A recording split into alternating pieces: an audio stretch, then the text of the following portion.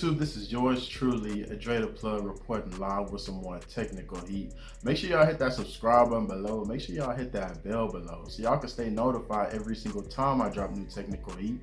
But let's get into it, man. Let's jump right back into these interviews. I just finished a whole bunch of sponsorship product videos, so definitely go check all of those out. Some of them I never even seen in person, so I thought it was really dope. And then on top of that, also did a couple of electronic projects, so definitely go check out those previous videos I did. But now I'm about to jump right back into my interview videos where I interview different people all across the country.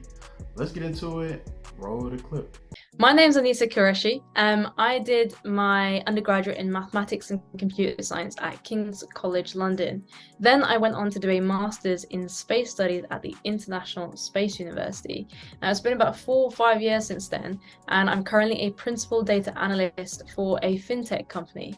Whilst doing some analytics, I'm also a YouTuber, so I make videos on space exploration and astronaut training. All right, so what made you pick computer science, and then what made you want to, switch over to the route to jumping in for your master's robotics engineering? So I decided to do mathematics and computer science, and the reason being is because I knew I wanted to get into something technical and something that would give me a opportunity to have a lot of options in which industry I'd want to work in. And so tech seemed like a good idea, but also something that would utilize my technical skills and develop them would be something like computer science. Plus I like problem solving. But since then, yes, I've been able to, have a lot of options on where I can apply. Becoming a data analyst basically means that I have a job which is high in demand. But now I know for sure I want to get into the space industry and I want to do something creative.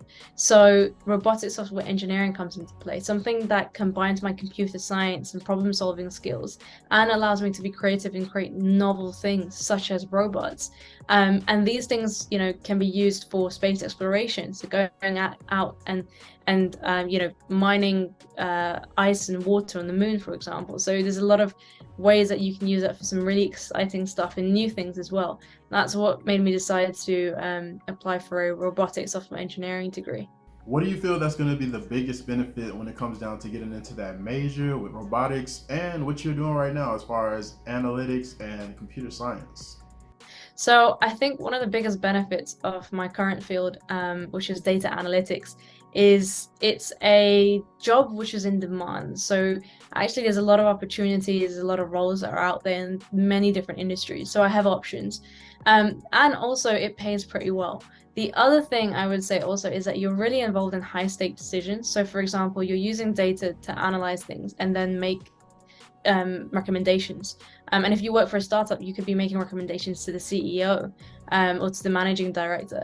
And so some of the things that you say can help actually cultivate the company and help them move forward and make more money and get more customers, which can be quite gratifying. And then in terms of robotics, so even though I haven't had that role or that experience myself, I can imagine that one of the things that would be a benefit is designing my own type of robot or coding a robot and being able to do something that's new and that's never been done before.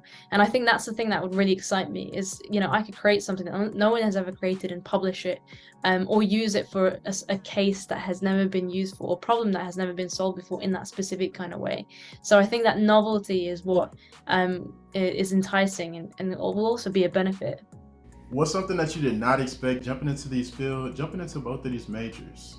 I think one of the things that I didn't expect is actually how fast you can move up in the industry and in the role itself. So in about 4 years, I've gone from a junior BI analyst to a principal data analyst, where I'm managing senior data and medium level data analysts. I didn't think it would be able to happen so fast. One reason maybe because I worked for startups, so I had a lot of responsibility and therefore managed to attain a lot of different types of skills and experiences to get up to that level. But the other thing is, you get a lot of exposure to, as I mentioned before, like making recommendations to people who are running the company day in, day out, speaking to clients day in, day out. So, you can get like a lot of responsibility very quickly, and you can get senior roles fairly, in a fairly short amount of time. So that's one thing, and then that also kind of correlates with the pay as well. You can move up. You can get, like, for example, a 30% increase, or 40 or 50, sometimes even like 100% increase in just a few years. So there's a lot of opportunity to move up. There's a lot of opportunity to develop, and it can happen a lot quicker than you would expect if you pick the right companies and you take on the right amount of responsibility. So when did you first develop the love and passion for NASA? So this might sound a little bit cheesy, but when I was 8 years old, I had these like stars and moon and planet type glow in the dark toys, which I'd put at the top of my ceiling. And I'd look at them and I would pretend that I'm in a rocket. And I had this big imagination growing up. So, that kind of imagination really did take me to space. And so when I would look at like launches, or when I'd read up about the Apollo missions, or read like facts and science books about space, I would just be inspired, and I'd love talking about it in school, even though some of my peers may not have related to that kind of discussion at that age. But yeah, growing up then, when I was 16 years old, my dad took me to the Kennedy Space Center in Florida, and my dreams turned into something that was a little bit more certified. And so, actually I could go and work for the space industry. And then it was cemented when I went to the International Space University, and I was surrounded by people who were quite similar, who had these similar passions in space, whether it be space policy, business, or science. And I started to learn how I can actually turn a dream into a goal, and step by step. And that's kind of where it came and sprung into my life. So that was one thing. But then when the private space industry started to take over, and new space started to become popular, and a word that people tend to use a lot more often, and I started to read about the possibilities and the way that they've grown, that's when it became something that I started to plan for as well. All right, Anisa, so what exactly made you want to create a whole full-fledged YouTube channel about the space world? So there's a few reasons why I started my YouTube channel. The first is I wanted to inspire the younger generation, especially like people of color, to get involved in space, because as space exploration becomes more popular, and space becomes more accessible, and for example, we go to the moon, we go to Mars, I want to make sure that people who look like me, who are like females, who are young, who are also involved in this mission, in this exploration, and in this adventure. So that's the first thing. The other thing is I have always wanted to be an astronaut, for example, and I wanted to work in the space industry. So I thought one of the ways to do that is to train myself and experience what it could be like to physically, mentally train to become an astronaut. I'm interested to understand the psychological, the mental, the physical aspects of it. So even if it doesn't happen, the experience itself will be something that I know I would enjoy, because I do like to push myself to the limit as well. So that was one thing. The other thing is, I want to have a role in the space industry. So the good thing about having a YouTube channel is that I have to kind of stay up to date with knowledge. I have to learn about things, whether it be, facts about Mars, or specific types of, astronaut trainings and things like that. I have to research it, go out there, speak to people. And so it's a really good opportunity for me to keep growing as well. The other thing is I want people to know that, space is more than just NASA. Space is many different space agencies. It's an international endeavor. So for example, right now, the European Space Agency works with NASA, and they are made up of loads of different European countries, including the United Kingdom, Italy, France, and so on. And they send missions to the moon, to Mars, and to observe Earth, as well as the United Arab Emirates Space Agency, which has become, which has grown as well and become more popular in the space scene.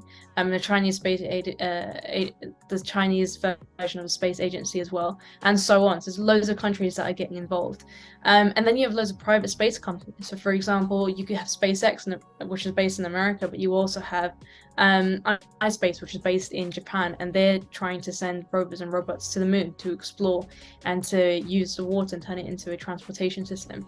So it is an international endeavor, and there's loads of other countries involved. And I think that's what I want to open people up to, is that you can be from anywhere, and space isn't that far from you.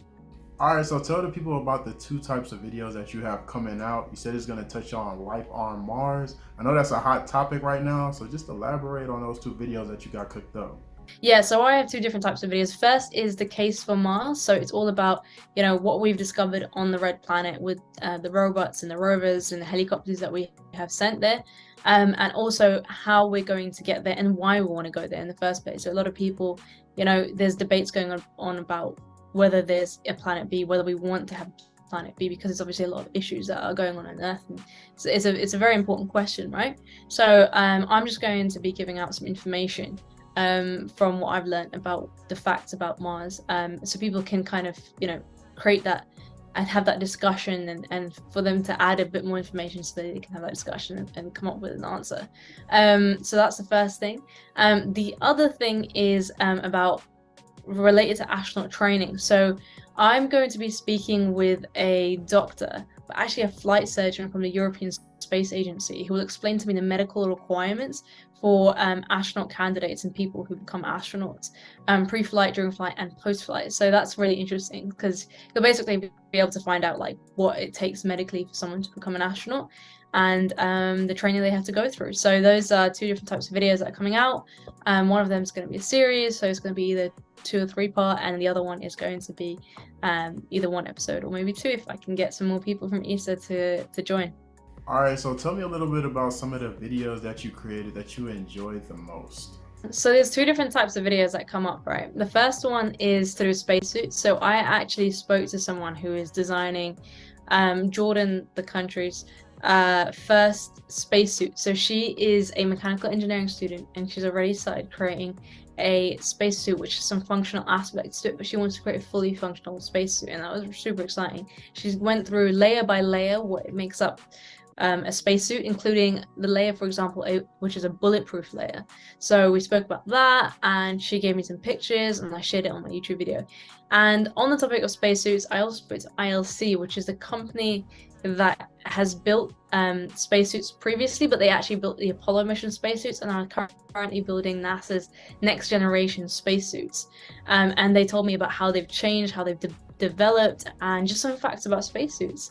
And then finally was when I tried out a VASPA, which is a high intensity training exercise machine, which NASA is using to train their astronauts. And you basically get like a 21-minute workout, which is equivalent to a 2-hour workout in the gym. And yeah, it was awesome. It was like my first episode, but it was also my first video where I tried to train like an astronaut. What is some good advice that you can give to somebody that want to actually get into the space industry?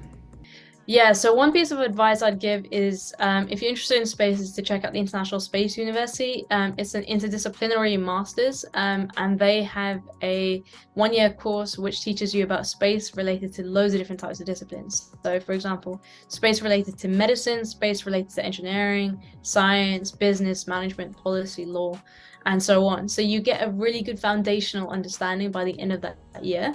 And you can use that when applying for the space industry, but also trying to find out what kind of role you want to play within the space industry. And you also get exposed to their network of people in many different types of sectors within the space industry. So, for example, government, space agencies, private space companies, analytics related to space, and so on. So yeah, that's a good place to learn. They have a master's course. They have also short courses as well. But also reading. So there's books out there, for example, The Case for Mars by Robert Zubrin. There's also books by like Chris Hadfield, who's an astronaut. And also check out my YouTube channel. So there's loads of different places where you can learn about the space. And I'm someone who has gone to different countries. So I'm from the UK, but I have worked in America, Luxembourg, and studied in France. So that kind of exposure has made me really appreciate international culture, which also plays a big part in space. It's an international endeavor, as I've mentioned before. So I think that experience has really helped me understand the benefits of working with people from different cultures and what you can learn from them. And also what you can observe when you see the different types of ways that different people can solve the same problem, creativity that's involved in that. So go somewhere different, and go to a different country. And learn about the things that you're interested in, and you'll learn a lot in a very short period of time. All right, Anisa, so what is all your socials so everybody can stay in touch with you for every single time you drop new content? So I have 3 different social media channels. YouTube is my main one, so check out my YouTube channel called Like an Astronaut. The handle is Like an Astro, and you can find it by typing in my first and last name on YouTube, Anisa Anisa Qureshi Qureshi. I also have TikTok. My handle is Like an Astro, and Instagram again. My handle is Like an Astro. So that's LikeAnAstro, like an astro. So check me out, follow me, subscribe to my channel, and let me know what you think. And that concludes this video. Don't forget to comment, like, and subscribe. It really do help my channel when it comes down to the YouTube algorithm. If you guys have any questions regarding anything, just hit me up on Instagram, hit me up on the gram at DreThePlug123. And then also go check out my other YouTube channel. This is actually my second channel. My first one was called ClassicCuts. I basically go in and give tutorials about all types of different haircuts. I actually show people how to do different type of things with the clippers that has never been done. And I pretty much go into detail as to why certain things happen. So definitely go check out that channel. Besides that, be on the lookout for my next content that's dropping. Be on the lookout for it because it's coming real soon. And I'm out.